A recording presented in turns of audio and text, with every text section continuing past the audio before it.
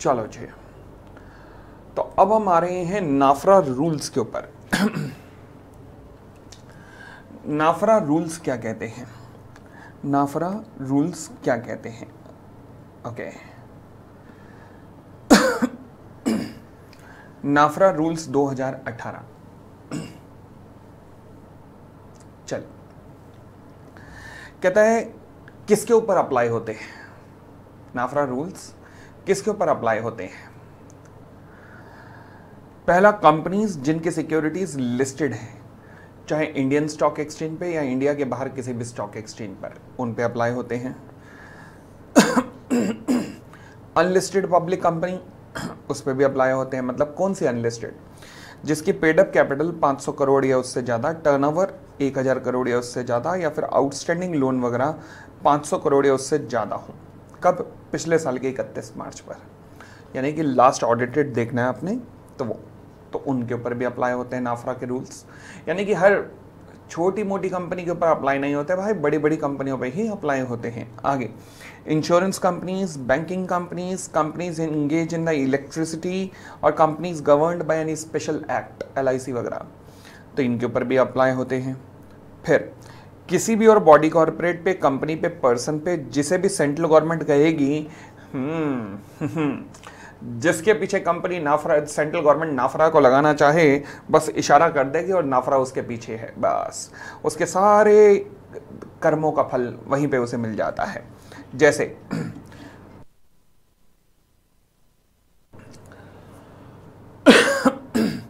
क्या chartered accountants को यहां पे लगा दिया गया है? क्या चार्टर्ड अकाउंटेंट के पीछे सेंट्रल गवर्नमेंट ने नाफरा को डाल दिया है कि देखो ये रहे वो करोड़ों करोड़ों रुपए महीने कमाने वाले व्यक्ति, पकड़ो इन्हें, बिलों से निकालो इन्हें। चले, फिर कहता है बॉडी कॉर्पोरेट, इनकॉर्पोरेटेड और रजिस्टर्ड आउटसाइड इंडिया। ओहो, ये पॉइंट ध्यान से करने वाला है, इसके ऊपर अपने आप में सवाल बन सकता है। कोई भी बॉडी कॉर्पोरेट जो कि इंडिया के बाहर इनकॉर्पोरेट हुआ है या रजिस्टर्ड हुआ है, परंतु जो इंडियन कंपनी की सब्सिडरी है या एसोसिएट है इंडियन कंपनी की, अगर उसकी इनकम और नेटवर्थ जो कंसोलिडेटेड फाइनेंशियल है वो कम से कम 20% पोर्शन उस कंसोलिडेटेड इनकम में या फिर नेटवर्थ में उस सब्सिडरी या जॉइंट वेंचर या एसोसिएट कंपनी का कंट्रीब्यूशन आता है। ठीक हो गई इतनी बात? तो यानी कि फॉर एग्जांपल मान लीजिए पोपली गारमेंट्स जो है वो इंडिया में बेचती है कपड़े, और पोपली गारमेंट्स की ही एक यूएस में सब्सिडरी है, पोपली यूएस गारमेंट्स। अब हुआ क्या भाई साहब, यूएस वाले तो मेरे कपड़ों के पीछे पागल हुए पड़े हैं। वो कह रहे हैं भाई साहब आज तक जिंदगी में ऐसी कंपनी नहीं आई कपड़े लेने वाली, पागल हुए पड़े हैं। हालांकि वो सब्सिडरी कंपनी है। मेरी कंपनी की पहले साल टर्नओवर मान लीजिए 1000 करोड़ है। अब उस 1000 करोड़ में मैं कहता हूँ 800 करोड़ तो यूएसए से ही आ रहा है। भाई पागल हुए पड़े भाई, मेरी इनकम मैं कहता हूं अगर 300 करोड़ है तो 300 करोड़ में से 280 करोड़ तो केवल यूएस से आ रहा है। मैं तो कहता हूं पागल हुए पड़े हूं बिल्कुल भाई। ऐसे कपड़े नहीं देखे उन्होंने, चले आगे बढ़ना शुरू करते हैं। फिर other companies shall inform the NFRA, जिनके ऊपर नाफरा नहीं लग रहा। आप क्यों? क्योंकि वो किसी एलिजिबिलिटी को पूरा नहीं कर पा रहे हैं, तो फिर वो क्या करेंगे? वो नाफरा को इन्फॉर्म करेंगे within 30 days of the commencement of the NFRA rule. पहला, जिनके ऊपर लगेगा, पहली बात जिनके ऊपर लगेगा, फिर जिनके ऊपर नहीं लगेगा उनकी बात करूंगा। पहला, जिनके ऊपर लगेगा वो नाफरा को इन्फॉर्म करेंगे within 30 days of the commencement of NFRA rules in form number NFRA 1 the particulars of the auditor. तो अपने ऑडिटर के पार्टिकुलर्स बताएगी वो कंपनी की, हाँ जी हमारा ऑडिटर ये है। ठीक हो गई इतनी बात? जैसे ही ये रूल इम्प्लीमेंट हुए थे ना, जैसे ही ये रूल नोटिफाई हुए थे, हमारी देश की बड़ी बड़ी 30 कंपनियों के ऑडिटर रिजाइन कर गए थे।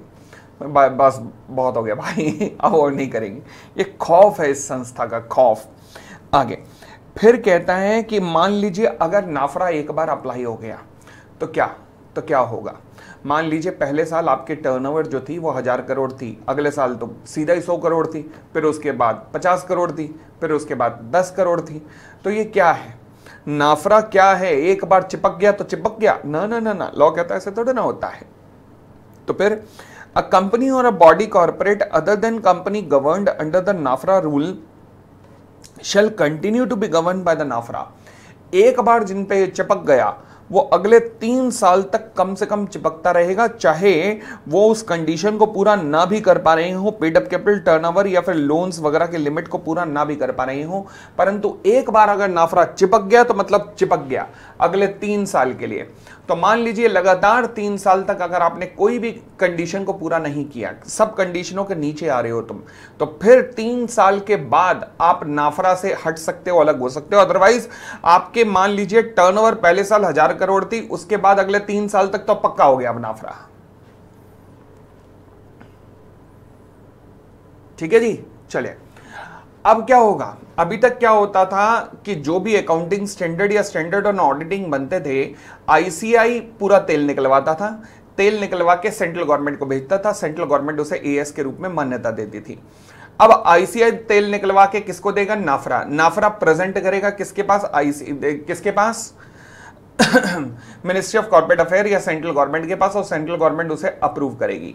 यानी कि वो गाना था ना, भंवरे ने खिलाया फूल, फूल को ले गया राजकुमार, भंवरे तू कहना न भूल, भूल तुझे लग जाए मेरी उम्र। बस यही रोल रह गया आजकल आईसीआई का, एएस और एसए में। क्योंकि आईसीआई क्या काम करेगा? एएस और एसए बनाएगा, रिकमेंडेशन देगा आईसीआई को, और नाफरा जाके सेंट्रल गवर्नमेंट के पास अपने नंबर बढ़वाएगा। अगर कोई भी एडिशनल इंफॉर्मेशन आईसीआई से चाहिए हो तो वो भी मंगवाएगा। अरे ठीक है ना। चलिए, तो ये था मेरा पूरा नाफरा से रिलेटेड रूल्स। मेरा अगला सेक्शन है जिसका नाम है जी section 134, financial statement, board's report etcetera. क्या कहता है? सबसे पहला जो इसका पॉइंट है, ये जब फाइनल में सेक्शन था तो समझ लो 10 में से 9 अटेम्प्ट में अगर ये सेक्शन आ रहा है तो 134 का ये वाला पहला पॉइंट ही पूछा जाता था। और ये और बात है कि इंटर में जब से आया अभी तक पूछा ही नहीं गया। हालांकि ना पूछा जाए ऐसा कुछ इसमें टेक्निकल नहीं, मैं तो कहूंगा आसान है। क्या कहता है? Authentication of the financial statement, यानी कि कंपनी की बैलेंस शीट और प्रॉफिट एंड लॉस पे कुछ लोग साइन करते हैं। वो लोग कौन हैं जो कि साइन करते हैं? कंपनी की बैलेंस शीट पर कौन वो लोग हैं जो कि साइन करते हैं? तो इसलिए लिखा है board of financial statement shall be approved by the board of directors before they are signed on behalf of the board by. इससे पहले कि board of director the financial statement shall be approved by board of director, सबसे पहले approved की जाएगी board of director के द्वारा before they are sign. यानी कि स्टेप नंबर 1, सबसे पहले board of director financial statement को अप्रूव करेंगे, फिर उनके बिहाफ पर कुछ लोग साइन करेंगे। अब साइन कौन करेगा? देखते हैं जी, कौन करेगा साइन। 2 केसेस हो सकते हैं, या तो कंपनी में चेयरपर्सन को ऑथराइज किया गया हो बोर्ड के द्वारा, और या फिर ना किया गया हो। अगर तो ऑथराइज किया गया हो तो चेयरपर्सन साइन करेगा, और ना किया गया हो तो कम से कम 2 डायरेक्टर, जिसमें से एक क्या होगा? मैनेजिंग डायरेक्टर होगा। एक कम से कम क्या होगा? मैनेजिंग डायरेक्टर होगा। ये तो 2 कैटेगरी, 2 में से कोई एक कैटेगरी होगी। Chairperson authorise, chairperson not authorise, chairperson authorise तो chairperson so authorise, chairperson not authorise तो एटलीस्ट 2 डायरेक्टर्स, जिसमें से एक एमडी होगा। क्लियर हो गई इतनी बात? बट अब उसके बाद है एंड वाली कैटेगरी, सीईओ, सीएफओ, CS, साथ में लिखा है wherever they are appointed. अगर वो हैं तो, नहीं है तो नहीं, हैं तो हैं। अब ओपीसी में कौन साइन करेगा? ओपीसी में कौन साइन करेगा? ओपीसी में the answer is only by 1 director. किस लिए? For the submission to the auditor for his report thereon. एक ही डायरेक्टर साइन करेगा बस, ताकि रिपोर्ट के लिए सबमिट किया जा सके। यहां तक बताइए जी, कोई भी दिक्कत? आई होप क्लियर है। चलिए,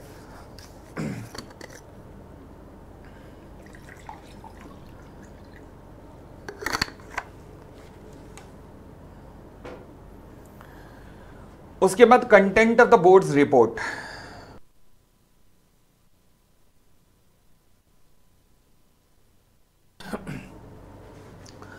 बोर्ड रिपोर्ट में क्या क्या आता है?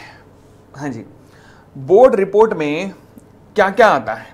देखो जी, आज तक तो आया नहीं वैसे कि बोर्ड रिपोर्ट के बारे में बताइए, बट नहीं आएगा ऐसा भी कहीं नहीं लिखा, तो आ सकता है। द आंसर इज यस, आ सकता है।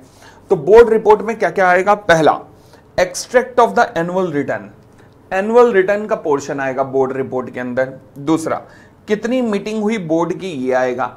वो पूछ सकता है कंटेंट ऑफ बोर्ड रिपोर्ट बताओ, तो कोई 5 या 6 पॉइंट आपको लिखने पड़ेंगे, ध्यान रखना। 3 नंबर पे पूछेगा तो कम से कम 6 पॉइंट का मार्जिन बना के चलना, तो इनमें से 8 या 9 पॉइंट में से 6 पॉइंट, और आपने सब किए हुए हैं, तो ऐसा तो कोई है नहीं कि नई चीज ही आप पढ़ रहे हो कि ओ लो नया पढ़ना पड़ रहा है, ऐसा थोड़ा ना है। चलिए नेक्स्ट, डायरेक्टर्स रिस्पॉन्सिबिलिटी स्टेटमेंट अभी आगे आने वाली है तो वो पढ़ेंगे, तो हो गया क्लियर ये भी।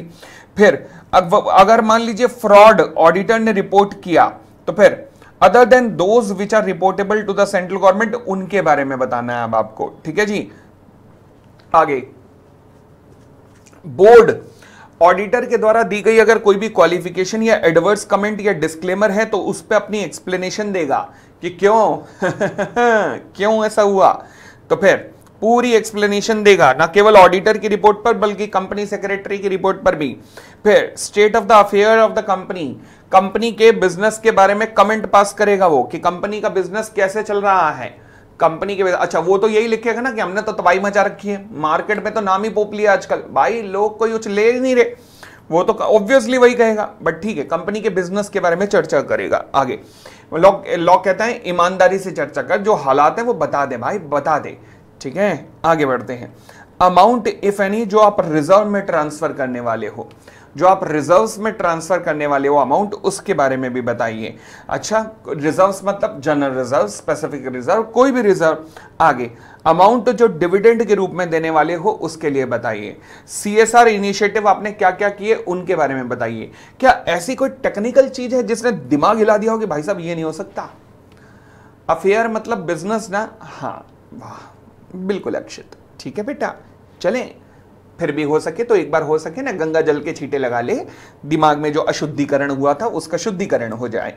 आगे बढ़ते हैं, boards report in case of OPC, जो ओपीसी होगी 1% कंपनी, वहां पर बोर्ड रिपोर्ट में क्या आएगा? केवल एक चीज, ये जो ऑडिटर के नेगेटिव कमेंट है उस पे एक्सप्लेनेशन, बस और कुछ नहीं है।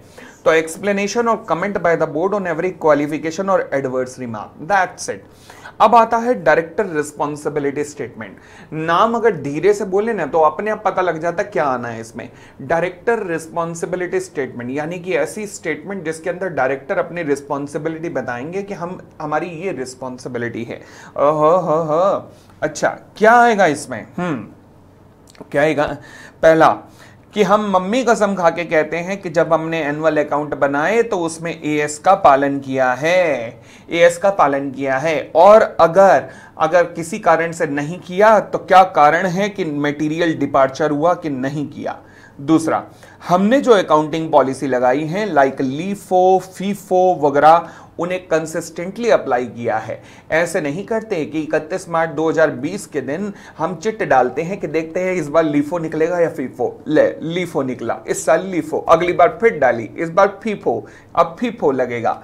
ऐसा नहीं करते, जो भी अकाउंटिंग पॉलिसी है उसको कंसिस्टेंटली अप्लाइड करते हैं, ठीक है। और अकाउंट्स बनाते हुए जो हमने जजमेंट्स लिए हैं या एस्टिमेट्स लिए हैं वो ढंग के इंसानों वाले लिए हैं, यानी कि शैतानों वाले नहीं लिए। अच्छा, इंसानों और शैतानों में क्या फर्क है? फॉर एग्जांपल, मान लीजिए कंपनी की डेटर टर्नओवर रेशो है कितने साल? 3 साल, 3 इयर्स, यानी कि कंपनी को 3 साल से डेटर्स का पैसा नहीं मिल रहा।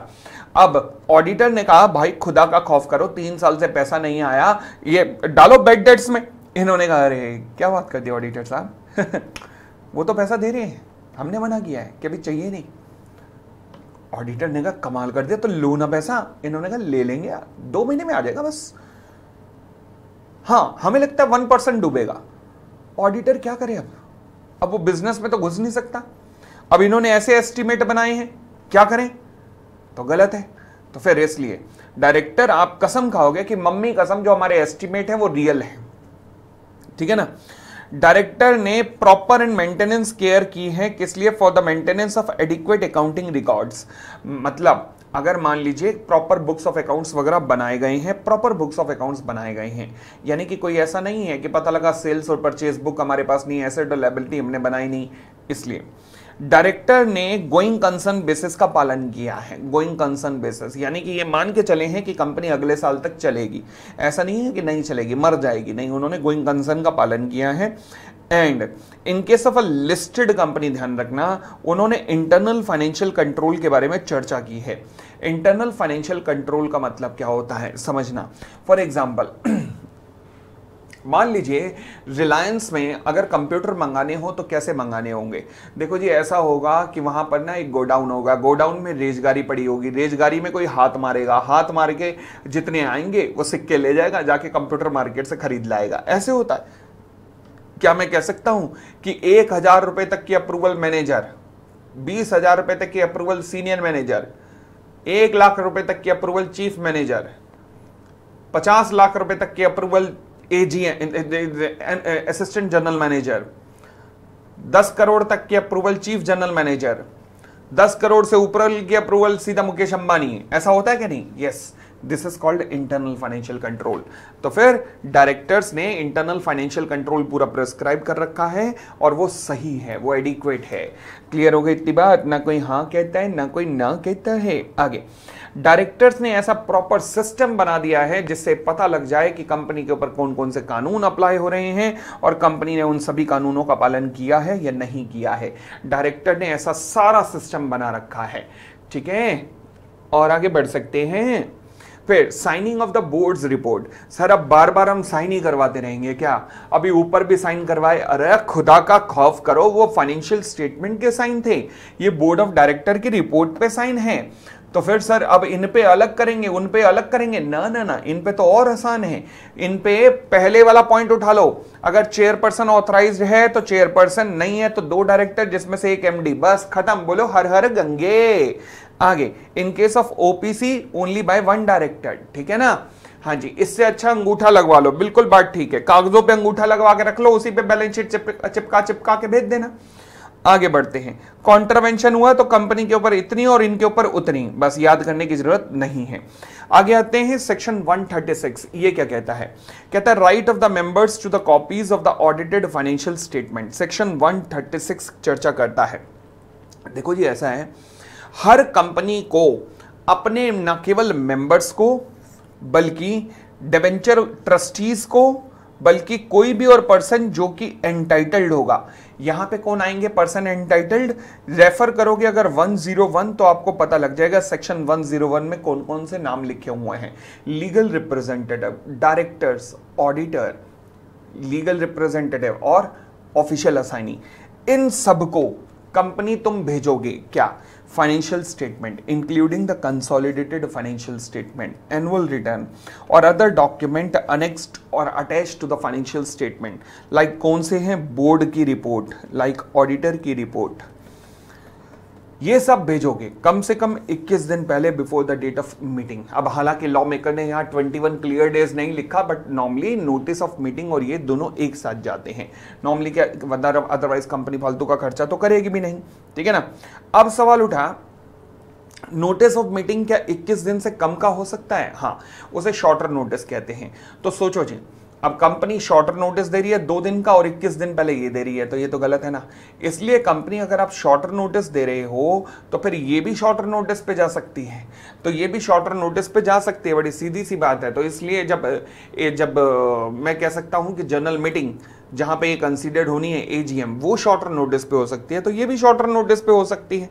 ठीक हो गई ना इतनी बात? चले आगे बढ़ना शुरू करते हैं। अब ध्यान रखना, फाइनेंशियल स्टेटमेंट कौन सी मीटिंग में काम आएगी? फाइनेंशियल स्टेटमेंट कौन सी मीटिंग में काम आएगी?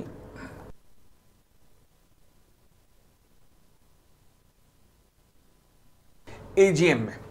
फाइनेंशियल स्टेटमेंट की जरूरत कहां पे पड़ती है? एजीएम में पड़ती है। ठीक है ना? तो एजीएम में शॉर्टर नोटिस का जो कॉन्सेप्ट है, लॉजिकली वही का वही यहां पर मैच होना चाहिए था, बट यहां पर फिर लॉ मेकर खेल गया। उसे खुद ही नहीं पता कि क्या करना है क्या नहीं करना। कई बार तो ऐसे लगता है, तो वहां पर इसने कॉन्सेप्ट दूसरा चेंज कर दिया, अप्रूवल दूसरी लिख दी। अबे यार, हे खुदा का खौफ कर, क्या कर रहा है? जब एजीएम की बात देखो तो एजीएम में शॉर्टर नोटिस के लिए अप्रूवल चाहिए होता है 95% ऑफ नंबर ऑफ मेंबर्स का। 95% ऑफ नंबर ऑफ मेंबर्स का। और यहां पर इन्होंने अप्रूवल लिखा कि अगर शॉर्टर नोटिस पे ये भेजनी है तो आपको अप्रूवल चाहिए। अगर कंपनी की शेयर कैपिटल है तो majority of number plus 95% of the paid up capital carrying voting power. ये ईजीएम वाला लिख दिया यार। बस एक ही रीजन हो सकता है कि अगर जानबूझ के लिखा है तो यही रीजन हो सकता है कि लॉ कहता है, लॉ कहना चाहता है वो कंडीशन भी पूरा करो, ये कंडीशन भी पूरा करो, इतनी कंडीशन पूरी करो कि शॉर्टर नोटिस हो ही ना पाए। बस यही लग सकता है, अदरवाइज तो ये मिस्टेक है। और अगर जानबूझ के है तो फिर कारण यही है कि शॉर्टर नोटिस हो ही ना, बस घुमा घुमा के इस तरीके से कर दिया है। ठीक है ना। चले,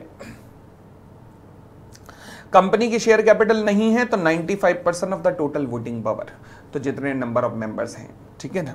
आगे, provision in case of a listed company. आपको लगता है कि company, listed company, for example Reliance जैसी कंपनी जिसके 32 लाख मेंबर होंगे, वो 21 दिन पहले ये सारे डॉक्यूमेंट, रिलायंस की जो एनुअल रिपोर्ट होती है वो 500 से 600 पेजेस तक की हो सकती है, तो 32 लाख मेंबर को 500 पेजेस भेजेगी, भाई साहब अमेजॉन के जंगल खत्म हो जाएंगे, अमेजॉन के जंगल खत्म हो जाएंगे, सुंदरवन वगैरह का तो पता भी नहीं लगेगा। तो फिर ऐसे थोड़ा ना होता है। तो इसलिए लॉ मेकर ने लिखा कि ठहरो ठहरो ठहरो ठहरो, लिस्टेड कंपनियों में ये सारे कंप्लायंस करने की जरूरत नहीं है। लिस्टेड कंपनियां क्या करेंगी, केवल अपने रजिस्टर्ड ऑफिस पे 21 दिन पहले before the date of meeting working hours पर ये रख देंगी ताकि कोई भी आकर इनका इंस्पेक्शन कर सके और इनका कंप्लायंस हो रहा है कि नहीं इसकी एक रिपोर्ट बनाकर AOC 3 के अंदर एक सैलेंट फीचर्स की ये रिपोर्ट बनाकर इन सभी फाइनेंशियल की हर मेंबर को और हर ट्रस्टी को भेज दी जाएगी कम से कम 21 दिन पहले before the date of the meeting. ठीक हो गई इतनी बात भाई, कह दो ना हाँ, कह दो हाँ। तो अगला मेरा पॉइंट जो है वो क्या कहता है, अगला मेरा पॉइंट, बस एक मिनट रुक जाना।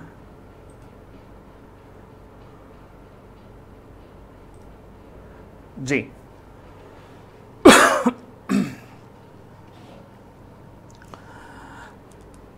तो हमने लिस्टेड कंपनी पे जब चर्चा की तो अब हम आगे आते हैं लिस्टेड कंपनीज टू इंश्योर।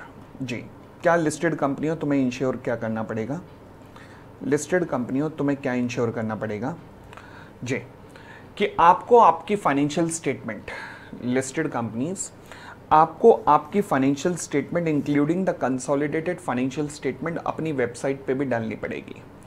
मैं कहता हूँ वेबसाइट ही नहीं है तो लॉ कहता है मत डालो, अगर है तो डाल दो, यानी कि on its website if any. आगे, अगर लिस्टेड कंपनियों आपकी कोई सब्सिडरी कंपनी है तो सब्सिडरी से रिलेटेड उसके ऑडिटेड अकाउंट भी अपनी वेबसाइट पे डालिए अगर वेबसाइट है तो, सब्सिडरी से रिलेटेड उसके अकाउंट भी, सब्सिडरी के अकाउंट भी अपनी वेबसाइट पे डालिए अगर वो वेबसाइट है तो। क्लियर हो गई इतनी बात। आगे, मान लीजिए कोई लिस्टेड कंपनी है जिसकी कोई सब्सिडरी कंपनी है जिसका इनकॉर्पोरेशन आउटसाइड इंडिया हुआ है, आउटसाइड इंडिया हुआ है, इनकॉर्पोरेशन आउटसाइड इंडिया हुआ है, और अगर उसका प्लेस ऑफ बिजनेस इंडिया में होता प्लस बिजनेस इनकम इंडिया में होती तो मैं उसे फॉरेन कंपनी भी कह सकता था। याद है सेक्शन 2 क्लॉज 42 की डेफिनेशन।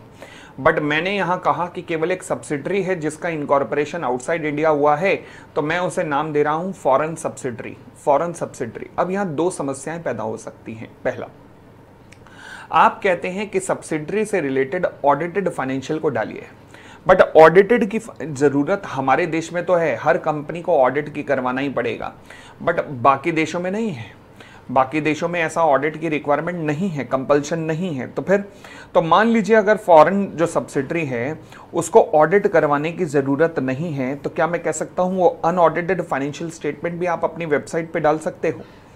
यस, अगर ध्यान रखना जो फॉरेन सब्सिडरी है उसके फाइनेंशियल स्टेटमेंट जो हैं वो अदर देन इंग्लिश लैंग्वेज में है, क्योंकि इंग्लिश के लिए तो हम ही कमले हैं, बाकी देश तो चाइना, फ्रांस, जर्मन, यहाँ तो अपनी लैंग्वेज ही चलती है, रशिया, यहाँ तो अपनी लैंग्वेज ही चलती है। ठीक है ना। कुंदन, तो अगर मान लीजिए अदर देन इंग्लिश है, मान लीजिए रशियन कंपनी अपनी ही कंपनी है रशियन, तो ठीक क्या हुआ, तो फिर उसका translation shall also be, also का मतलब रशियन लैंग्वेज में रहेगी, उसका इंग्लिश ट्रांसलेशन भी आएगा ही आएगा, इंग्लिश ट्रांसलेशन भी आएगा ही आएगा। बात समझ आ गई कि नहीं। चलिए आगे बढ़ते हैं। नेक्स्ट पॉइंट, अगर मान लीजिए फॉरेन सब्सिडरी जो है वो उस देश की एक रिक्वायरमेंट है, जैसे यूएसए की एक रिक्वायरमेंट है, वो स्टैंड अलोन फाइनेंशियल स्टेटमेंट को कंसीडर नहीं करते, वो स्टैंड अलोन फाइनेंशियल स्टेटमेंट को कंसीडर नहीं करते, उनकी नज़र में कंसोलिडेटेड फाइनेंशियल स्टेटमेंट ही इंपॉर्टेंट होती है। तो अगर फॉरेन सब्सिडरी ऐसी है जिसको कि कंसोलिडेटेड फाइनेंशियल स्टेटमेंट ही बनाने हैं as per the law of that country, तो लॉ कहता है फिर भी कोई दिक्कत नहीं, तो फिर आप वही कंसोलिडेटेड फाइनेंशियल स्टेटमेंट जो है वो अपनी वेबसाइट पे डाल दीजिए, क्योंकि उस कंट्री की लॉ की रिक्वायरमेंट है, तो क्या कर सकते हैं। ठीक है, आगे बढ़े, चलिए जी। फिर आगे बात करता है 136 सबसेक्शन 2, जो कहता है इंस्पेक्शन फैसिलिटी। क्या इंस्पेक्शन फैसिलिटी मेंबर्स चाहें तो इंस्पेक्ट कर सकते हैं? The answer is yes, member भी कर सकते हैं, डिबेंचर होल्डर्स के बिहाफ पर डिबेंचर ट्रस्टीज भी कर सकते हैं।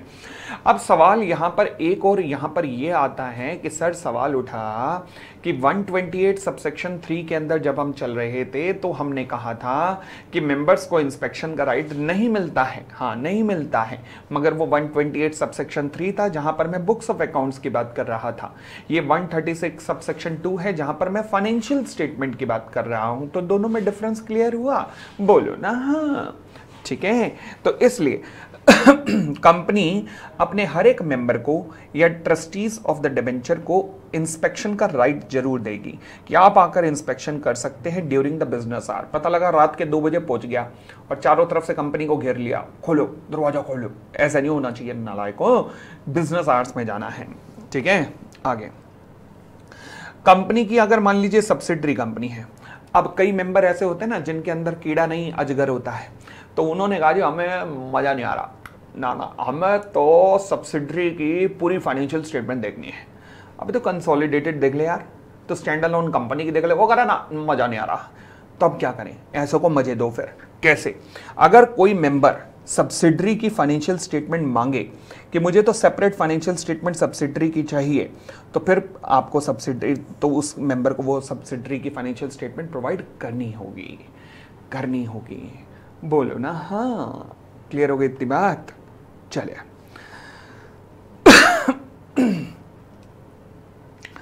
अब penalty in case of a default, इसकी पेनल्टी मत करना, कहां तक याद करते रहोगे पेनल्टियों के अमाउंट, तो याद मत करना।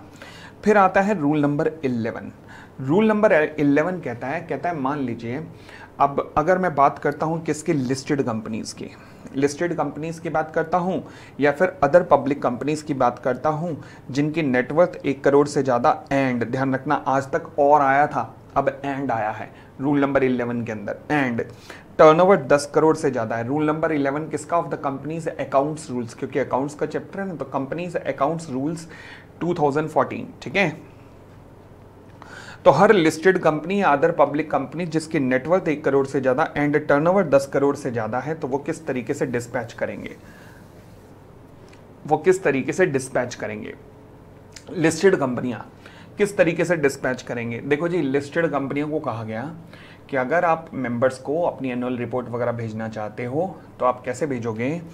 आप अगर शेयर होल्डिंग डीमैट में है, पूछने की बात ही क्या है, होती डीमैट में है, तो फिर या फिर मेंबर्स ने राइटिंग के अंदर कंसेंट कर दिए है कि मुझे इलेक्ट्रॉनिक मोड के थ्रू ही भेजो, अगर डीमैट में नहीं है, हालांकि ऐसा होता नहीं है, अब तो लिस्टेड कंपनियों में डीमैट के अलावा तो हो नहीं सकता। ठीक है ना, शेयर होल्डिंग डीमैट में है या मेंबर ने कह दिया है कि मुझे ईमेल से भेजो, तो आपको ईमेल से ही भेजना पड़ेगा। इलेक्ट्रॉनिक मोड मतलब बिजली की तारें नहीं है, इसका मतलब ईमेल्स। ठीक है, एल्स अगर शेयर होल्डिंग डीमैट में नहीं है तो आप फिजिकल कॉपी भी भेज सकते हो या फिर कोई भी और मोड ऑफ डिलीवरी दे सकते हो, जैसे कि सेक्शन 20 के अंदर प्रेस्क्राइब होगा, जैसा भी सेक्शन 20 के अंदर प्रेस्क्राइब होगा। क्लियर हो गई इतनी बात? तो रूल नंबर 11, अगर आपको मैं कहूं क्या कंपनीज को इंस्पेक्शन फैसिलिटीज अपने मेंबर्स को देनी पड़ेगी? यस।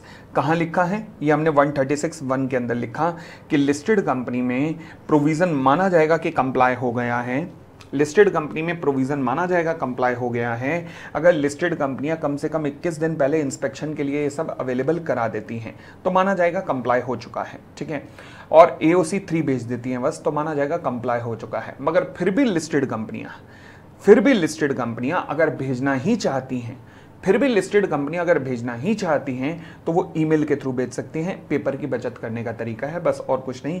वैसे भी तुमने बड़ा एनुअल रिटर्न आने के बाद पढ़ना है बड़ा। अब याद करो ना, जब सीए इंस्टीट्यूट के स्टडी मटेरियल लाए थे और जब बस में या फिर उस दिन या फिर बस में या ट्रेन में या मेट्रो के अंदर थे, उस दिन कैसी फीलिंग आ रही थी सामने वाले को दिखाने की कि देख ये मैंने पढ़नी है, मैंने ये सारी मैं पढ़ूंगा। आई थी कि नहीं? वो स्टडी मटेरियल वहीं अलमारी में पड़े हैं आज भी, घर भी कभी उठे नहीं होंगे। वो जो दिखावे वाली फीलिंग आ रही थी वो ऐसे ही रह गई। फिर समझ आई कि नहीं? अरे बोलो ना। हाँ अब आते हैं सेक्शन 137। सेक्शन 137, अच्छा पेरेंट्स को भी दिखाया होगा, पेरेंट्स भी हैरान हुए होंगे, भाई कमाल हो गया, मतलब ये हमारा बच्चा ये पढ़ेगा, हमारा बच्चा ये पढ़ेगा, इतनी सारी किताबें हमारा बच्चा पढ़ेगा। मतलब पेरेंट्स की भी उस दिन तो भाई साहब उनको गर्व, मतलब फूले नहीं समा रहे होंगे वो कि ये है हमारी औलाद, कसम से ये ग्रंथ पढ़ेगा इतने पूरे। वाह, ये और बात है कि वो कोने में पड़े हुए हैं। चलिए copy of the financial statement to be filed with the registrar, section 137। Copy of financial statement to be filed with the registrar, section 137 क्या कहता है जी? Filing of the financial statement के बारे में कहता है जी कि जो फाइनेंशियल स्टेटमेंट है, मतलब balance sheet, profit and loss including the consolidated financial statement या फिर all the document required to be attached like board's reports, like auditor's report, जब ये मेंबर्स के द्वारा अडॉप्ट कर ली जाएंगी, कहां पर अडॉप्ट की जाती हैं? एजीएम के अंदर। उसके बाद ये आरओसी को फाइल कर दी जाएंगी कितने दिन के अंदर अंदर? 30 दिन के अंदर अंदर, 30 डेज फ्रॉम द एजीएम। अगर मान लीजिए एजीएम ही नहीं हुई तो अगर एजीएम ही नहीं हुई तो लास्ट ड्यू डेट जहां पर एजीएम होनी चाहिए थी वहां से 30 दिन के अंदर अंदर फाइल कर दी जाएगी, वहां से 30 दिन के अंदर फाइल कर दी जाएगी। क्लियर हो गई इतनी बात? कोई दिक्कत नहीं। मैंने वर्ड लिखा कि अगर अडॉप्ट हो गई, अडॉप्ट होने के बाद यानी कि मेंबर्स ने स्वीकार कर लिया तो, ठीक है। अब मेंबर्स ने इसे स्वीकार ही नहीं किया यानी कि अडॉप्ट नहीं हुई तो भी आपको एजीएम के 30 दिन के अंदर सबमिट करनी पड़ेगी। और जब आप इस तरीके से अनअडॉप्टेड फाइनेंशियल स्टेटमेंट को सबमिट करेंगे तो आरओसी इसे स्वीकार करेगा प्रोविजनल के रूप में, और जब तक आप फाइनल सबमिट नहीं करते तब तक ये प्रोविजनल ही कहलाएंगी, ठीक है ना। मान लीजिए मीटिंग 4 बार एडजर्न्ड हुई, 5वीं बार जाकर फाइनल हुई, तो इसका मतलब 4 प्रोविजनल फाइल होंगी, 5वीं बार फाइनल सबमिट होगी। तो if the financial statement are adopted in the adjourned AGM, ROC के पास फाइल होगी within 30 days from such AGM. आगे बढ़ते हैं। 1% कंपनी के बारे में बात करूं तो 1% कंपनी में क्या होता है?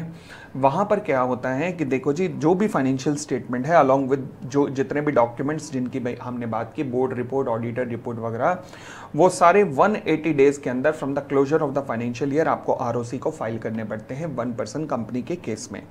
फिर कंपनी हैविंग सब्सिडरी, अगर मान लीजिए कंपनी की कोई सब्सिडरी है, फॉरेन सब्सिडरी, कौन सी? फॉरेन सब्सिडरी, वही जो विदेशों में इनकॉर्पोरेट हुई है, तो कंपनी को अपनी फाइनेंशियल स्टेटमेंट के साथ साथ अपनी सब्सिडरी के फाइनेंशियल स्टेटमेंट भी साथ में आरओसी के पास जमा करानी पड़ेगी।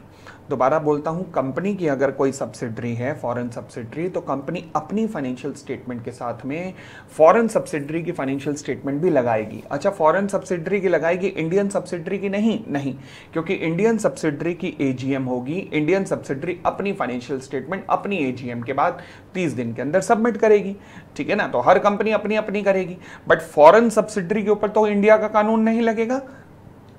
भाई हम क्या ट्रंप के घर पे झंडा गाड़ाएं, बोल भारत माता की जय, और उससे वंदे मातरम गवा दें? तो नहीं, ऐसा तो होगा नहीं। तो इसलिए फॉरेन सब्सिडरी की फाइनेंशियल स्टेटमेंट हम फाइल करेंगे, बाकी सब्सिडरियों की वो खुद फाइल करेंगी, ठीक है। तो company shall along with its financial statement attach the account of its subsidiary जो कि इनकॉर्पोरेट आउटसाइड इंडिया हुई है और जिनका प्लेस ऑफ बिजनेस इंडिया में नहीं है। अच्छा, मैं कहता हूं अगर प्लेस ऑफ बिजनेस भी इंडिया में हो इनका तो ये फॉरेन कंपनी बन जाएंगी, और फॉरेन कंपनी बन जाएंगी, बेशक आपकी सब्सिडरी है मगर फॉरेन कंपनी है, तो इनके ऊपर ये कानून फिर अप्लाई हो जाएगा एज इट इज, तो इन्हें फिर फाइल करनी पड़ेगी। अपनी जनरल मीटिंग करने के 30 दिन के अंदर। तो इसलिए मैंने कहा फॉरेन सब्सिडरी है मगर प्लेस ऑफ बिजनेस इंडिया में नहीं है, यानी कि फॉरेन सब्सिडरी है, फॉरेन कंपनी नहीं है, तो इसलिए उसके आप फाइल करोगे। ठीक हो गई इतनी बात? बोलो ना हाँ। तो ध्यान रखना, इसलिए मैंने इसमें आपकी कॉपीज में, जो मुझसे पढ़े हुए कॉपीज में बहुत डिटेल में सवाल भी कराए हुए हैं, आपने देखा जरूर होगा। अच्छा, कोई फॉरेन सब्सिडरी ऐसी होती है जिसको ऑडिट करवाने की जरूरत नहीं है, तो फिर क्या करें? अनऑडिटेड फाइनेंशियल स्टेटमेंट भी फाइल कर सकते हो। उसकी अनऑडिटेड फाइनेंशियल स्टेटमेंट भी आरओसी को फाइल कर सकते हो, मुझे कोई दिक्कत नहीं है। जब ऑडिट की रिक्वायरमेंट नहीं है तो जान लोगे बच्चे की। तो इसलिए अगर मान लीजिए एजीएम ही नहीं हुई, तो अगर एजीएम ही नहीं हुई तो देखो जी लास्ट डेट क्या थी एजीएम की, जो भी लास्ट डेट थी वहां से आप 30 दिन के अंदर फाइल कर सकते हो। अलॉन्ग विद द रीजन बताना पड़ेगा कि एजीएम क्यों नहीं हो पाई, आपको रीजन भी बताना पड़ेगा कि कंपनी की एजीएम क्यों नहीं हो पाई, ये रीजन भी बताना पड़ेगा। फिर आगे हम आते हैं पेनल्टी पर। पेनल्टी, अब पेनल्टी कितनी है? देखो जी 137 की अगर मैं पेनल्टी की बात करूं तो 137 की पेनल्टी दिल पे पत्थर रख के कहूंगा याद कर लेना, कर लेना याद, यही कहूंगा। If any of the provision of this section contravened, company के ऊपर पेनल्टी इतनी है। फिर उसके बाद 100 रुपीज की पर डे पेनल्टी है, but overall penalty maximum 2 lakh रुपए की है। ओवरऑल पेनल्टी मैक्सिमम 2 लाख रुपए की है। MD and CFO, if any, MD and CFO अगर हैं तो, and in the absence of MD and CFO दोनों नहीं है तो एनी अदर डायरेक्टर जिसे बोर्ड ने कहा है, एंड अगर किसी को बोर्ड ने नहीं कहा तो सारे डायरेक्टर। याद करना, डेफिनेशन याद आएगी ऑफिसर इन डिफॉल्ट की। ऑफिसर इन डिफॉल्ट की डेफिनेशन को मैच कराना, वो देखना मैच मेकिंग हो रही होगी यहां पर। एमडी एंड सीईओ, अगर एमडी एंड सीईओ नहीं है तो director designated by the board of director. किसी को डेजिग्नेट नहीं किया तो सभी डायरेक्टर। पेनल्टी है 10,000 रुपए प्लस 100 रुपए पर डे, मगर ओवरऑल पेनल्टी है 50,000 रुपए।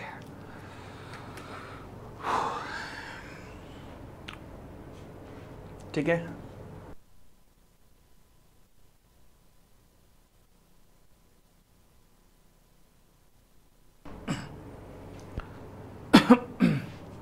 चलो जी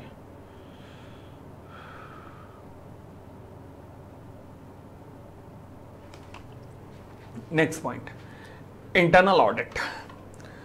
इंटरनल ऑडिट क्या होता है? 138।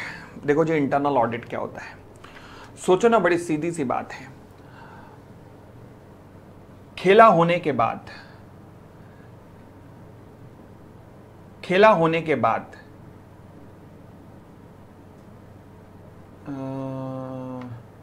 ठीक है जी, पूरा खेला होने के बाद मतलब पूरा फाइनेंशियल स्टेटमेंट बनने के बाद एक व्यक्ति ऑडिट करने आया, जिसे हम स्टैट्यूटरी ऑडिटर कहते हैं, मतलब पूरा फाइनेंशियल स्टेटमेंट बनने के बाद। अब एक केला नहीं है, खेला है, खेला, ये कौन सा केला? हे भगवान, अब खेला है। एक तो इंग्लिश बड़ी स्ट्रांग है क्लास के बच्चों की। हाँ जी, तो पूरा खेल होने के बाद, पूरी फाइनेंशियल स्टेटमेंट बनने के बाद एक व्यक्ति आया ऑडिटर बन के, उसने मिस्टेक निकाली। भाई साहब वो रुक ही नहीं रहा, फाइनेंशियल स्टेटमेंट में ये गलत, रामलाल का अकाउंट गलत, नथुलाल भी गलत, श्यामलाल गलत, चिंटू गलत, बैंक स्टेटमेंट गलत, एसेट्स है ही नहीं। इतनी बड़ी कंपनी की गलतियां निकाल दी उसने, पूछो मत। और उसने ऑडिट रिपोर्ट में लिखा कि लगभग तो डायरेक्टर ढक्कन है, इन्होंने लगभग फाइनेंशियल स्टेटमेंट सारी गलत ही थी, तो ये गलती है। लो जी, 10 पेज की फाइनेंशियल स्टेटमेंट थी, 15 पेज की उसमें गलतियां थी। झंड महसूस होगी कि नहीं डायरेक्टर्स को? मैं कह रहा हूं बेइज्जती के मारे उनको छलांग लगा देनी चाहिए गंगा में। अब ऐसे तो सारे डायरेक्टर छलांग लगा मारेंगे, तो अब क्या करें? लॉ ने कहा ठहरो ठहरो, hang on hang on hang on. काश कोई ऐसा होता कि ये ऑडिटर के आने से पहले ही ये गलतियां सुधरवा देता। तो इसलिए कॉन्सेप्ट आया इंटरनल ऑडिटर। इंटरनल ऑडिटर माने एक ऐसा व्यक्ति जो कंपनी की गलतियां पहले ही सुधरवा ले, ताकि जब वो इंडिपेंडेंट ऑडिटर या स्टेचुटरी ऑडिटर जिसे कहते हैं वो आए तो तब तक गलतियां रहें ना, या रहें तो बहुत कम रहें, ताकि बेइज्जती का लेवल कम से कम आ सके या फिर बेइज्जती हो ही ना। बस इतना सा कॉन्सेप्ट है। तो कौन कौन सी कंपनियां हैं जिन्हें इंटरनल ऑडिटर अपॉइंट करने की जरूरत है? Okay, the following classes of the company, for example every listed company या फिर every unlisted public company having paid up capital, turnover, outstanding borrowing और अग्नि परीक्षा अब आपकी है, आउटस्टैंडिंग डिपॉजिट्स। फटाफट मुझे फिल करके बताओ। पब्लिक कंपनी, ध्यान रखना ये दोनों लिमिट एनी टाइम देखी जाएंगी during the preceding financial year, during preceding financial year, और ये last audit of preceding financial year. सबसे पहले मुझे बताओ पब्लिक कंपनी में पेड अप कैपिटल कितनी देखी जाती है? Public company paid up capital 100 crore, 100 crore, 100 crore या 100 करोड़ से ऊपर? बताओ जी। 100 करोड़,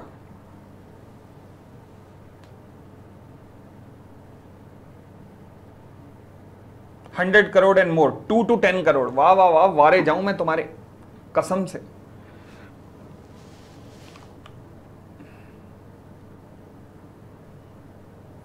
और प्राइवेट कंपनियों में कितनी भरी जाती है?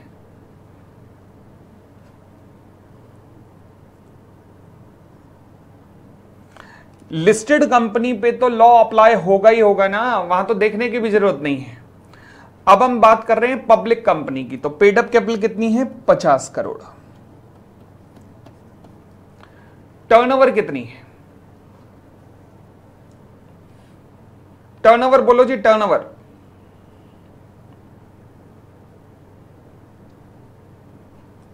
$200 crore.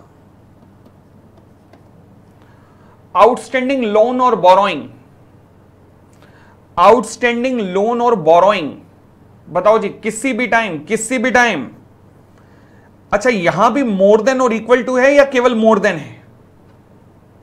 More than 100 CR, more than 100 CR। Outstanding deposits बताइए जी, डिपॉजिट्स की लिमिट क्या है? More than 25 CR, more than 25 CR। Private company में इनमें से 4 में से 2 क्राइटेरिया नहीं लगेंगे। कौन कौन से नहीं लगेंगे? प्राइवेट कंपनियों में कौन कौन से क्राइटेरिया नहीं लगेंगे? फटाफट रिकॉल करो, लिमिट को रिकॉल करो।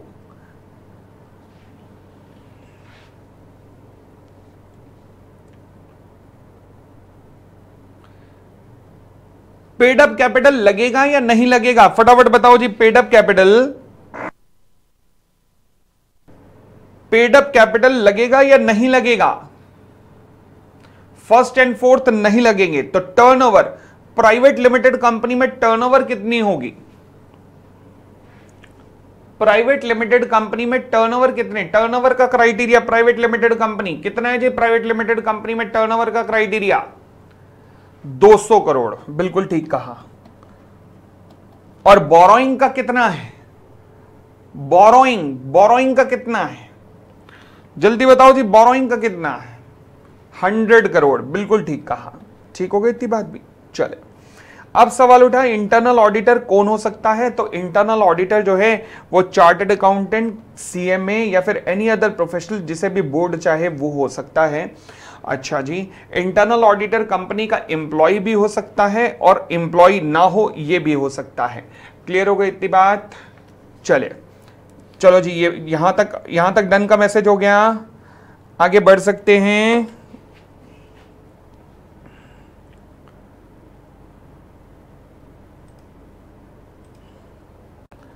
जी, अब हम 138 कर चुके हैं, मगर 137 के अंदर एक कॉन्सेप्ट अभी भी पेंडिंग है, वो है XBRL। XBRL माने तो extensive business reporting language. Extensive business reporting language. देखो जी, सेंट्रल गवर्नमेंट को इंडस्ट्री की, हर एक इंडस्ट्री के बारे में पता होता है कि कौन सी इंडस्ट्री कैसे परफॉर्म कर रही है। अब सेंट्रल गवर्नमेंट को ये सब कैसे पता होता है? एक तरीका तो ये हो सकता है कि सेंट्रल गवर्नमेंट में एक डिपार्टमेंट होगा, एस्ट्रोलॉजिस्ट डिपार्टमेंट, जहाँ पे सारे एस्ट्रोलॉजिस्ट बैठा रहते होंगे और ये बताते होंगे कि हाँ जी ये इंडस्ट्री यजमान 10% से ग्रो करेगी, बोलो स्वाहा। ऐसा तो है नहीं। तो सेंट्रल गवर्नमेंट को कैसे पता रहता है कि सीमेंट इंडस्ट्री में ये चल रहा है, टेक्सटाइल में ये चल रहा है, स्टील में ये चल रहा है, आयरन में ये चल रहा है, फलाने में ये चल रहा है, डबके में ये चल रहा है? सेंट्रल गवर्नमेंट को कैसे पता रहता है? सेंट्रल गवर्नमेंट के पास पूरी फाइनेंशियल रिपोर्ट होती है। अब वो फाइनेंशियल रिपोर्ट सेंट्रल गवर्नमेंट के पास कहाँ से आती है? वो आती है XBRL फॉर्मेट से। हैं जी? हाँ जी। XBRL फॉर्मेट क्या है? XBRL फॉर्मेट है AOC 4 के अंदर एक फॉर्म है जिसे रजिस्ट्रार के पास कुछ गिनी चुनी कंपनियां भर के भेजती हैं, सारी नहीं भेजती, कुछ गिनी चुनी कंपनियां करके भेजती हैं। आप भी जब मीडियोकर लेवल के CA फॉर्म्स में जाओगे तो ये वाला फॉर्म भरना होगा। अरे इतना बड़ा फॉर्म है कि बस ये दिल करता है ईश्वर क्या कर रहा है, इसी दिन के लिए CA करने आए थे, बट क्या कर सकते हैं भैया, इसी के पैसे हैं और क्या ज़िंदगी में। फिर तो कौन कौन सी कंपनी के ऊपर XBRL लगता है? देखो जी, वो कंपनियां जो कि लिस्ट है किसी स्टॉक एक्सचेंज में, या तो इंडिया में या फिर देयर इंडियन सब्सिडरीज। ठीक है, the companies listed with the stock exchange in India and their Indian subsidiaries. Next point, companies having paid up share capital 5 crore या 5 करोड़ से ऊपर, कंपनीज हैविंग टर्नओवर 100 करोड़ और 100 करोड़ से ऊपर। ओके, कंपनीज जिनको अपनी फाइनेंशियल स्टेटमेंट प्रिपेयर करनी है as per the end AS, यानी कि हर वो कंपनी जिसके ऊपर इंड AS लगता है तो उसको भी XBRL की रिपोर्टिंग करनी पड़ेगी। तो ये हमारा सारे सेक्शन खत्म होते हैं इस चैप्टर के, सिवाय एक के जिसका नाम है अब CSR। CSR बने तो कॉर्पोरेट सोशल रिस्पॉन्सिबिलिटी, बोले तो सेक्शन 135। आइए CSR। तो चलिए जी, क्या कहता है CSR, कॉर्पोरेट सोशल रिस्पॉन्सिबिलिटी?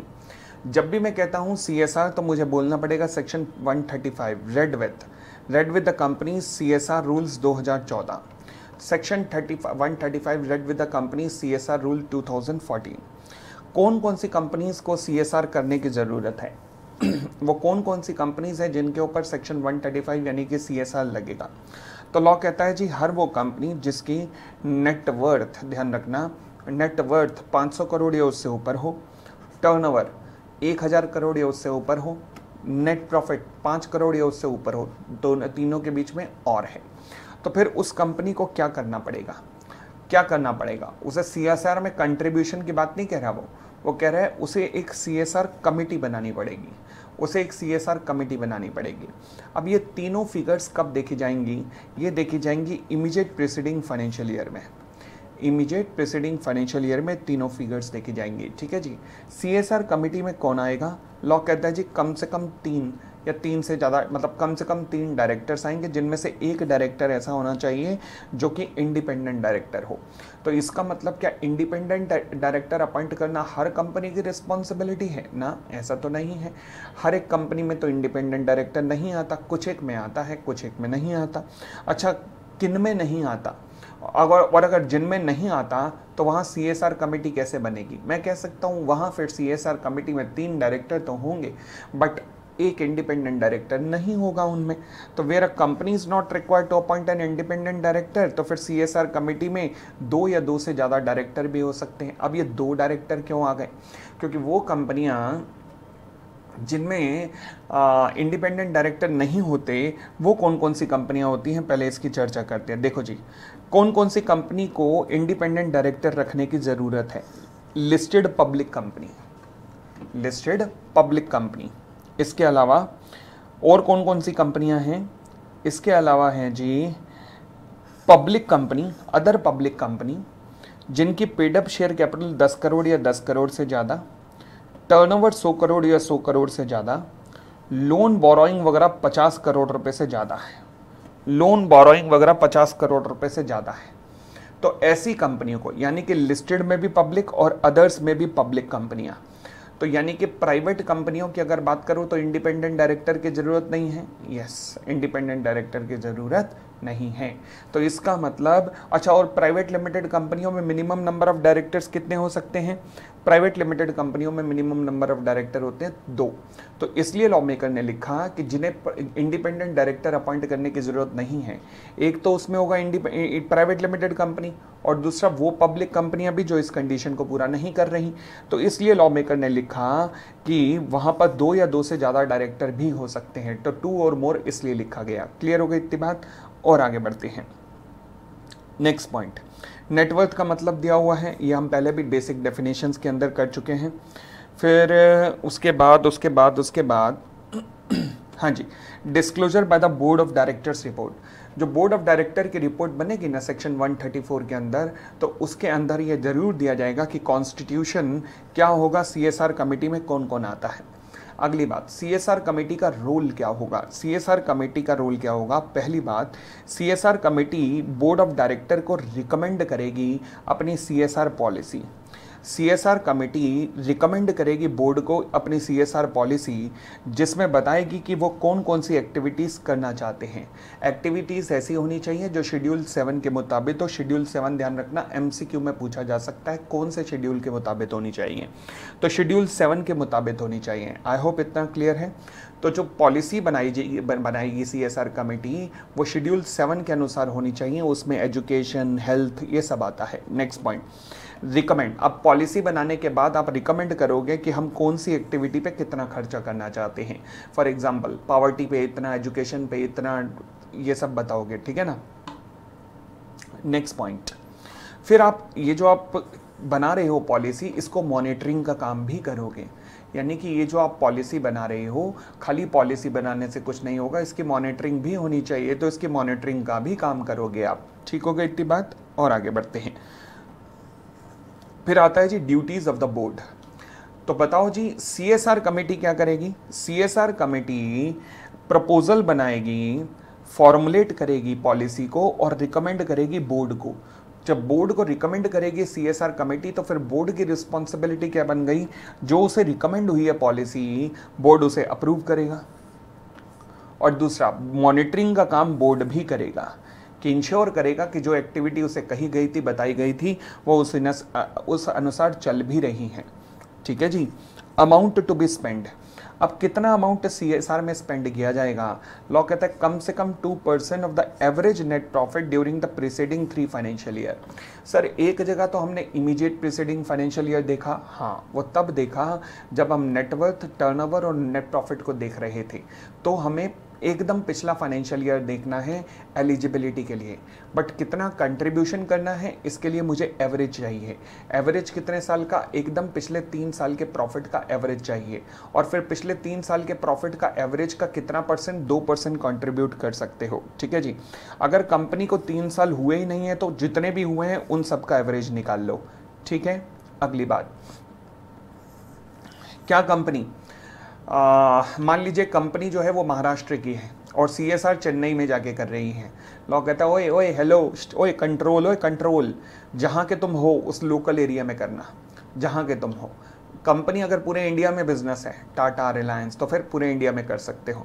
अच्छा, कंपनी ज़्यादा भावनाओं में बह गई, वो विदेशों में चली गई सीएसआर करने। लॉ कहता है अपने देश में काम कर ले बेटा पहले, बाकियों में बाद में चला जाइए। तो इसलिए जो भी सीएसआर एक्टिविटी होगी कहाँ पर होगी? विद इन इंडिया होगी, इंडिया के बाहर कोई नहीं होगी। हम सीएसआर का वरना नहीं मानेंगे कि आपने सीएसआर किया है। आगे, अगर मान लीजिए कंपनी ने 2% अमाउंट स्पेंड ही नहीं किया, तो क्या होगा? तो सबसे पहली बात, बोर्ड अपनी रिपोर्ट में मेंशन करेगा कि भैया कंपनी ने ये अमाउंट स्पेंड नहीं किया है, कंपनी ने ये अमाउंट स्पेंड नहीं किया है, एंड ट्रांसफ़र कर दिया जाएगा इस अमाउंट को एक फंड को, जो कि शेड्यूल 7 के अनुसार स्थापित किया जाएगा। शेड्यूल 7 के अनुसार, शेड्यूल 7 के अनुसार ये फंड एस्टेब्लिश किया जाएगा और उस फंड में उठा के ये पैसे को ट्रांसफ़र कर दिया जाएगा with in a period of 6 month of the expiry of the financial year. ठीक हो गई इतनी बात? चलिए, परंतु अगर मान लीजिए जो अमाउंट स्पेंड नहीं हुआ वो इसलिए नहीं हुआ क्योंकि कंपनी एक प्रोजेक्ट में बिजी है। प्रोजेक्ट कौन सा? फॉर एग्जांपल कंपनी बाल आश्रम बना रही है। बाल आश्रम मतलब जो अनाथ आश्रम होता है, वृद्ध आश्रम बना रही है, तो जिसमें बनने में टाइम लगेगा। तो अगर मान लीजिए ऑनगोइंग प्रोजेक्ट है और ऑनगोइंग प्रोजेक्ट के कारण ये पैसा स्पेंड नहीं हो पाया, तो फिर क्या होगा? उसका ट्रीटमेंट अलग होगा। बट अगर ऑनगोइंग प्रोजेक्ट नहीं है तो फिर ये पैसा ट्रांसफर हो जाएगा शेड्यूल 7 के द्वारा। इस शेड्यूल 7 में इस्टेब्लिश किए गए एक फंड में 6 महीने के अंदर from the expiry of the financial year. ठीक है, आगे अगर मान लीजिए कंपनी ने 2% से ज़्यादा कंट्रीब्यूट कर दिया तो क्या कंपनी सेट ऑफ का बेनिफिट ले सकती है? सेट ऑन का? The answer is yes.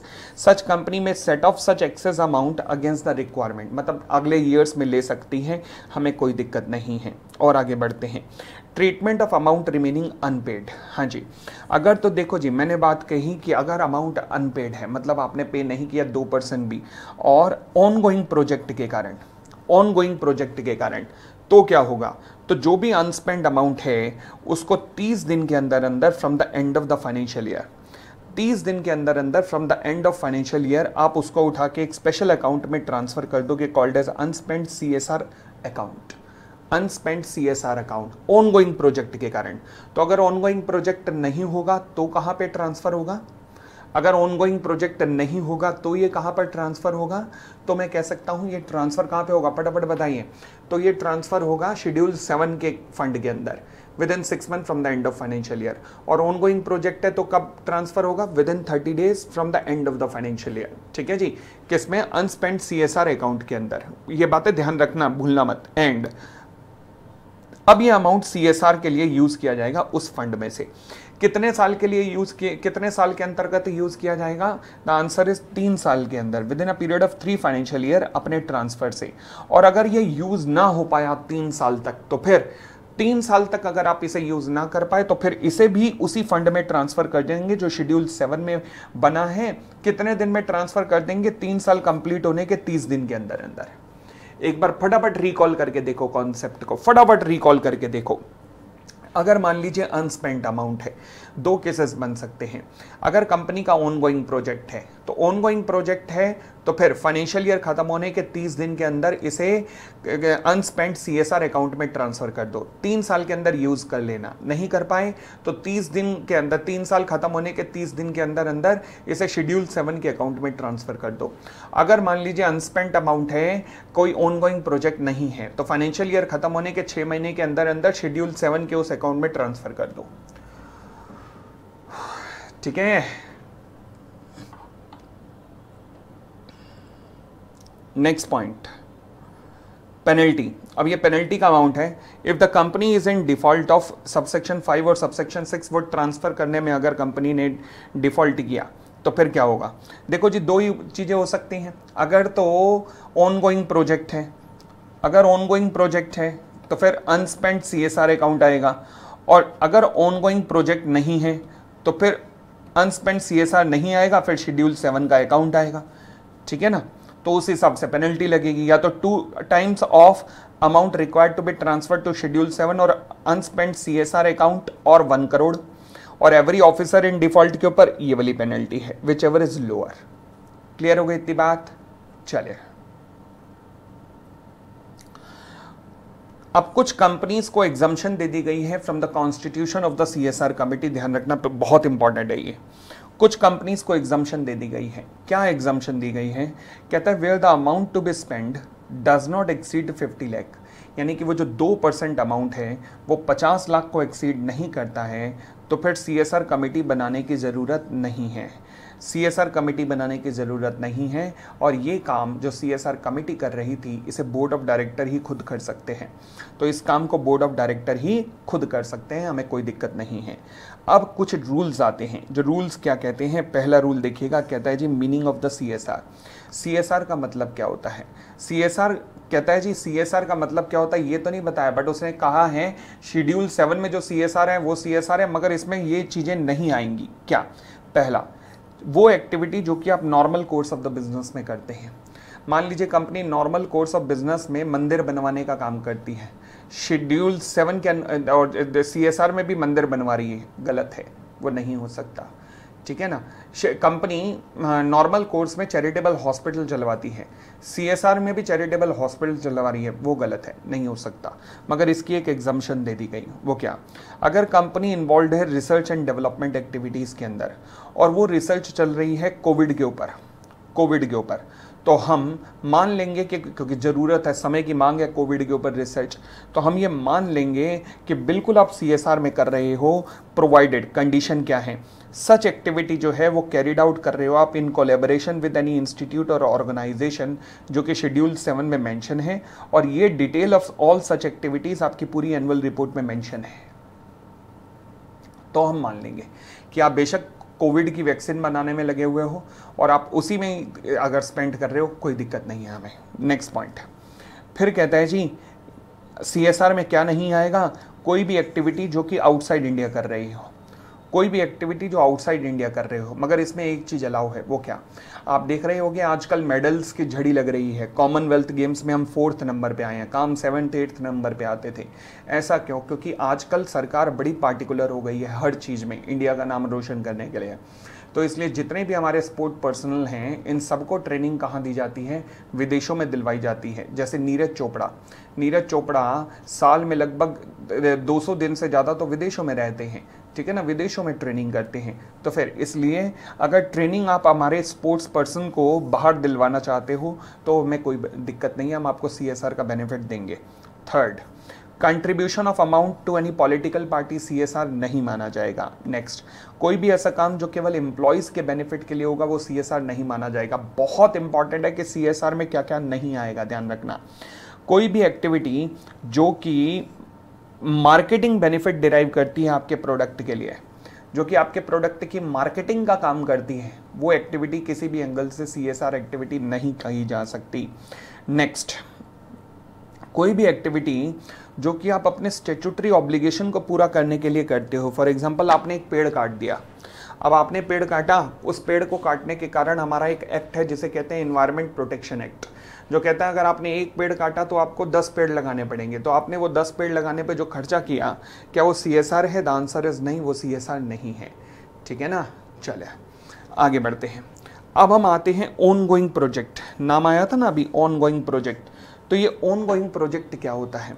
On going project का मतलब होता है एक मल्टी ईयर का प्रोजेक्ट जो कि कंपनी अंडरटेक करती है।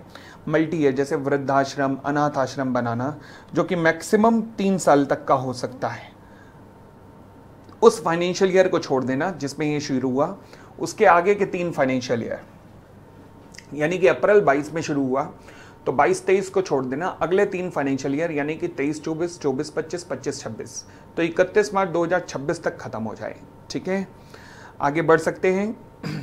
इसमें वो प्रोजेक्ट भी आते हैं जो कि शुरुआत में मल्टी ईयर नहीं थे, जिनके बारे में सोचा गया था कि ये जल्दी खत्म हो जाएंगे, परंतु बाद में वो 1 साल से ज़्यादा के चले गए। क्योंकि मैंने सोचा था मैं वृद्धाश्रम बनाऊंगा, उसमें 10 कमरे बनाऊंगा, परंतु बाद में पता लगा कि यार बड़ी डिमांड आ रही है, लोग अपने बूढ़े माँ बाप को घरों से बाहर निकाल रहे हैं, ऐसा समाज होता जा रहा है हमारा।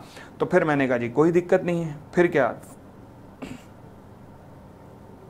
मैंने कहा जी कोई दिक्कत नहीं है, आगे बढ़ सकते हैं।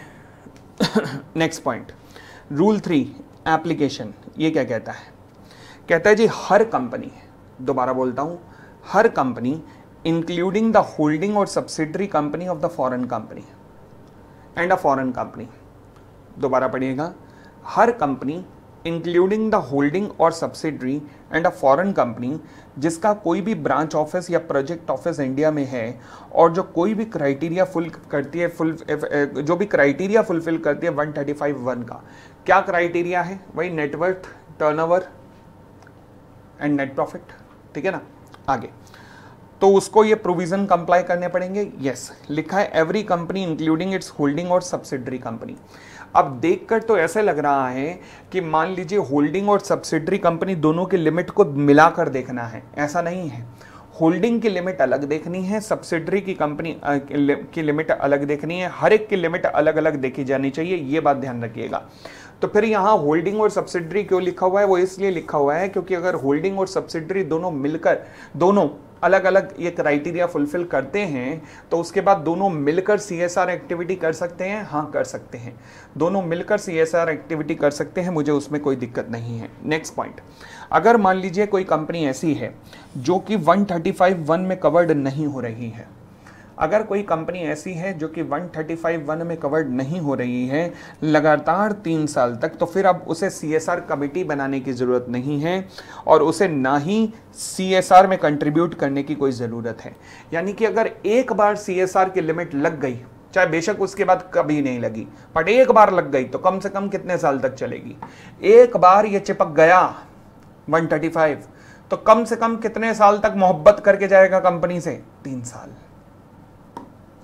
चाहे बेशक फिर वो कभी कंडीशन पूरी ना हो, मगर फिर भी 3 साल तक आपको रखना ही रखना पड़ेगा।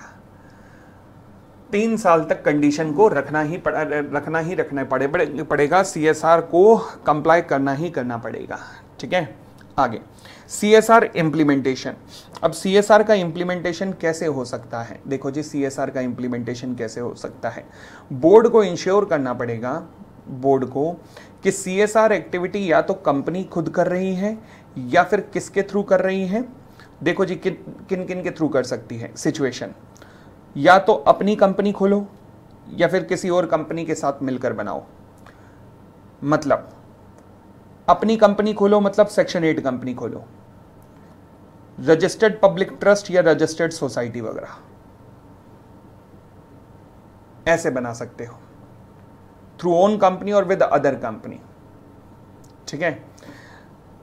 Second, establish by central government और स्टेट गवर्नमेंट। अगर आप अपनी कंपनी नहीं खोलना चाहते हो तो सेंट्रल गवर्नमेंट के द्वारा एस्टेब्लिश किसी section 8 company, registered public trust या रजिस्टर्ड सोसाइटी के थ्रू कर सकते हो। यानी कि अपनी कंपनी भी खोल सकते हो, अपना ट्रस्ट भी खोल सकते हो, अपनी सोसाइटी भी बना सकते हो, अपनी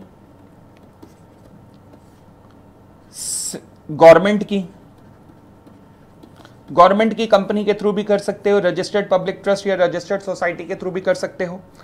ना अपनी के थ्रू कर रहे हो, ना सरकारी के थ्रू कर रहे हो, किसी और के थ्रू कर रहे हो, तो किसी और कंपनी के थ्रू जो कर रहे हो वो और कंपनी कौन सी हो सकती है? सेक्शन 8 कंपनी भी हो सकती है, पब्लिक ट्रस्ट भी, रजिस्टर्ड सोसाइटी भी। मगर यहां पर एक शब्द का ध्यान रखना कि उनका ट्रैक रिकॉर्ड कम से कम 3 साल का होना चाहिए। यहां पर है बस वो शब्द। ठीक है। नेक्स्ट पॉइंट, कोई भी एंटिटी जो कि CSR एक्टिविटी करना चाहती है पहले अपने आप को सेंट्रल गवर्नमेंट के पास रजिस्टर्ड करवाएगी, फॉर्म फाइल करेगी CSR 1, MCQ में आ सकता है। नेक्स्ट, ये जो CSR 1 है ये एंटिटी भी साइन करेगी और कोई CA, CS या CMA उसे वेरीफाई करेगा कि इस फॉर्म के अंदर सारी इंफॉर्मेशन सही है। थर्ड, जैसे ही फॉर्म सबमिट होगा, फॉर्म सबमिट होने पर आपको एक एप्लीकेशन नंबर मिलता है तो उसे कहेंगे CSR रजिस्ट्रेशन नंबर जनरेट हो जाएगा। नेक्स्ट, क्या ऐसा हो सकता है कि कंपनी CSR का डिजाइन वगैरह तैयार करने के लिए कि हमें काम कैसा करना चाहिए एक इंटरनेशनल ऑर्गेनाइजेशन की मदद ले? यस, जो international organisation like UNICEF, like UN, इन संस्थाओं की मदद ले जा सकती है। द आंसर इज यस, जो कि उनकी एम्प्लॉइज को ट्रेनिंग वगैरह प्रोवाइड करेंगे। आगे, कंपनी और कंपनियों के साथ मिलकर भी CSR कर सकती है? हाँ, कर सकती है, मगर इस तरीके से करना पड़ेगा कि दोनों की एनुअल रिटर्न में अपने अपने हिस्से की आए। ऐसे ही ना हो दोनों ही कहें कि हमने वृद्धाश्रम बनाया, हम ही चला रहे हैं, दूसरी कहे हमने बनाया, हमने चला रहे हैं। अबे ये बताना दोनों ने मिलकर चलाया और 10 कमरे तुम चला रहे हो, 15 कमरे तुम चला रहे हो, ऐसे बताओ। नेक्स्ट पॉइंट,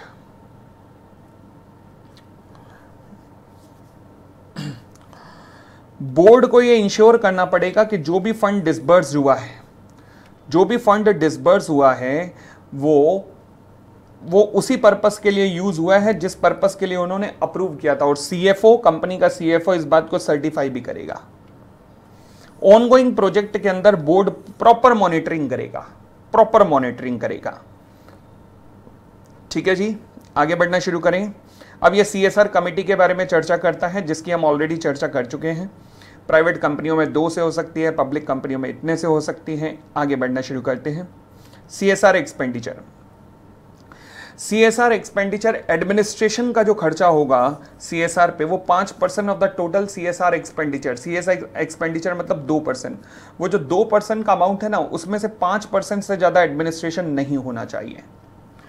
कोई भी अगर सरप्लस अराइज होता है सीएसआर एक्टिविटीज से, तो वो बिजनेस का पार्ट नहीं बनेगा, बल्कि वो सेम प्रोजेक्ट के अंदर डाल दिया जाएगा, अपने ही एक्टिविटीज को बढ़ावा करने में डाल दिया जाएगा, ठीक है। या फिर उसे अनस्पेंड सीएसआर अकाउंट में आप ट्रांसफर कर देंगे। अनस्पेंड सीएसआर अकाउंट में ट्रांसफर कर देंगे कितने टाइम में? With in a period of 6 month from the end of the financial year. कोई भी अमाउंट सरप्लस जो अराइज होता है, सरप्लस ध्यान रखना, सरप्लस। अगर मान लीजिए कंपनी ने एक्सेस अमाउंट स्पेंड कर लिया है, तो हमने कहा जी सेट ऑन हो जाएगा। कितने साल तक? अगले 3 साल तक, अगले 3 साल तक, ओके। शर्त यह है सेट ऑफ से पहले कि बोर्ड रेजोल्यूशन पास करेगा इसके लिए कि हम सेट ऑफ करना चाहते हैं, and excess amount available for set of shall not include the surplus out of the CSR activity. वो इंक्लूड नहीं होगा, वो कैरी फॉरवर्ड में यूज नहीं होगा 3 साल तक, ध्यान रखना। वो कैरी फॉरवर्ड वो तो अनस्पेंट अकाउंट में ट्रांसफर हो जाएगा, वो तो आप खर्चा करोगे सीएसआर में, मगर उसको वो कंसीडर नहीं कर सकते कि हाँ जी अमाउंट कंट्रीब्यूट किया, ऐसा नहीं कर सकते। Next point,